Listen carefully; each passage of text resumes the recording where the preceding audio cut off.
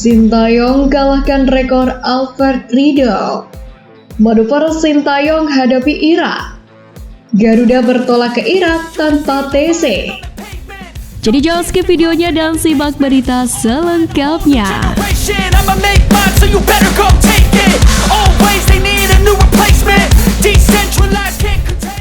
Sintayong kalahkan rekor Alfred Riedel.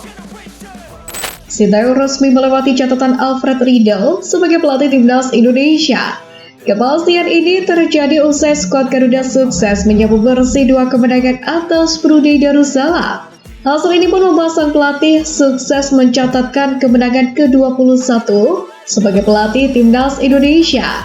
Catatan tersebut sukses melewati mendiang Alfred Riedel. Selama 3 periode melatih skuad Garuda, Alfred Riedel sukses mencatatkan 19 kemenangan. Selain itu, Sintayong juga telah mendampingi timnas Indonesia sebanyak 39 kali. Sementara Riedel mendampingi skuad timnas Indonesia selama 36 pertandingan. Untuk menjadi pelatih dengan kemenangan terbanyak, Sintayong harus melewati catatan dari pelatih timnas Indonesia, Anton Pokcani. Manuver Sintayong hadapi Irak. Skuad Garuda berhasil melaju ke putaran kedua kualifikasi Piala Dunia 2026 zona Asia. Di putaran kedua ini, Garuda langsung menjalani laga tandang ke Irak. Untuk itu, Sintayong tak mau berlarut-larut atas kemenangan 12-0. Bahkan pelatih asal Korea Selatan ini telah bermanuver dengan mengirimkan mata-mata untuk memantau permainan Irak. Kosin diketahui mengutus tim analis video timnas Indonesia, yakni Kim Min Jong Jin dan juga Ferry Patriadi. Keduanya pun kedapatan berada di Amman International Stadium saat Irak menghadapi Yordania pada laga Jordan International Turnamen 2023. Ferry Patriadi sendiri bertugas mengambil gambar di lapangan, sedangkan Kim menganalisis video pertandingan melalui laptop. Keberadaan mereka pun diketahui media lokal yang diunggah di akun Instagram. Garuda bertolak ke Irak tanpa TC. Disampaikan oleh Nova Arianto, timnas Indonesia tak menggelar pemusatan latihan atau TC di tanah air jelang berhadapan dengan Irak. Mereka akan langsung terbang ke Irak pada 13 November nanti. Hal ini terjadi sebab kompetisi pekan ke-19 Liga 1 baru berakhir pada 12 November.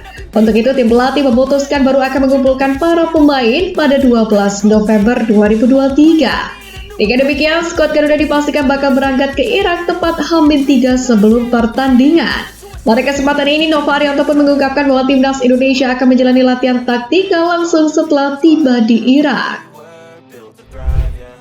Pemain abroad pamit.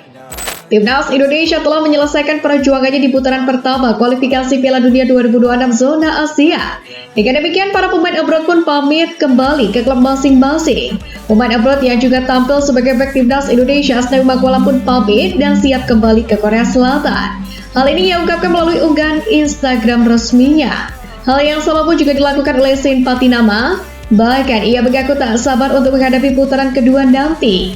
Begitu juga dengan Sandy Walsh ikut pamit dan bakal kembali ke Belgia. Sandy sendiri bermain sangat bagus meski diganti posisi beberapa kali oleh Sintayong. Sandy Walsh berjanji akan kembali lagi membela timnas Indonesia di bulan November mendatang.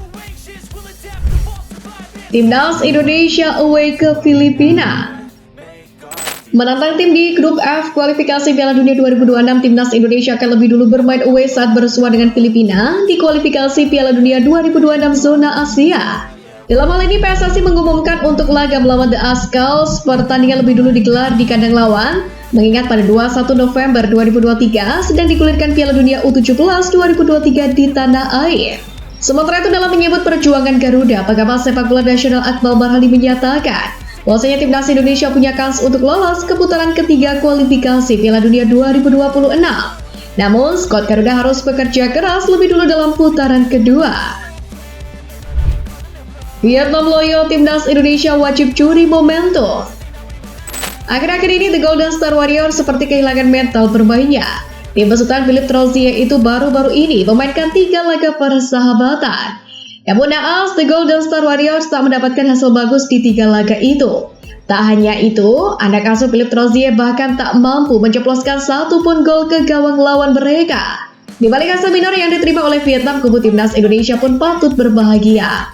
Pasalnya, skuad Garuda dan Vietnam bak jodoh yang akan bertemu pada 2 ajang prestisius mendatang.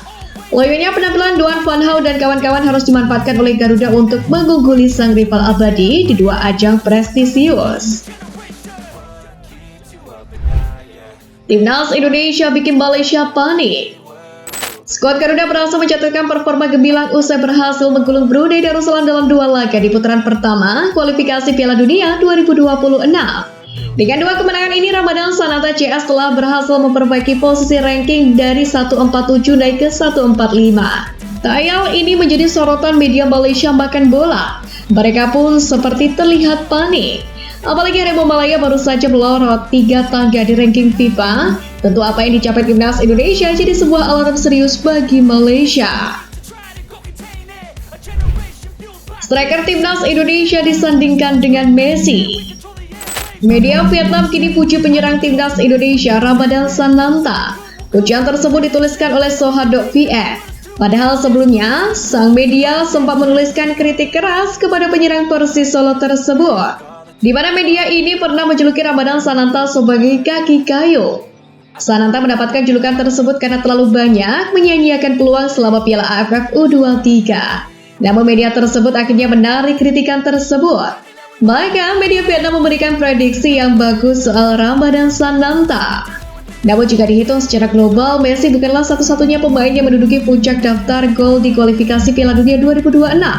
Ada 2 pemain asal Indonesia yang juga mencetak 3 gol, adalah Ramadan Sananta dan Dimas Derajat. Tulis Soha.vn. Tingkah Marcelino di Belgia jadi sorotan. Marcelino kerap melakukan tingkah kocak ketika berkumpul bersama teman-temannya. Ia juga dikenal sebagai pemain yang cukup iseng dan kocak, baik di klub maupun di Timnas Indonesia. Terkini Lino kembali membuat ulah dengan tingkah isengnya. Hal ini terungkap dalam sebuah unggahan akun TikTok @KingLionJR, di mana keisengan tersebut dimulai ketika Lino mencoba filter yang nyeleneh.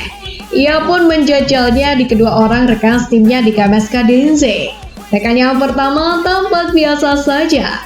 Beranjak ke rekan tim yang satunya, ternyata ia kaget karena adanya sosok yang menyeramkan di sampingnya. Unggahan ini pun direspon oleh netizen di kolom komentar. Pelatih Persikabo protes ke Sintayong. Usai mencetak hat-trick di leg pertama, penyerang Timnas Indonesia Dimas Derajat dipastikan mengalami cedera hamstring. Dengan demikian, Timnas membutuhkan waktu untuk beristirahat selama beberapa waktu ke depan. Alhasil, sang pemain tidak akan dibawa dalam laga tim berjuluk Laskar Pajajaran ini ke pekan ke-16 nanti. Tim pelatih sendiri saat ini sedang mencari solusi karena laga melawan PSIS Semarang akan digelar pada tanggal 20 Oktober mendatang. Aji Santoso mengaku harus memutar otak dengan cederanya Dimas Derajat. Pasalnya, penyerang tim menyisakan Yandi Sofian karena bomber asal Argentina Rafael Canrodo sudah lebih dulu dipulangkan karena minim kontribusi. Kemungkinan Dimas absen lawan PSIS Semarang. Kita repot lagi, kata Aji.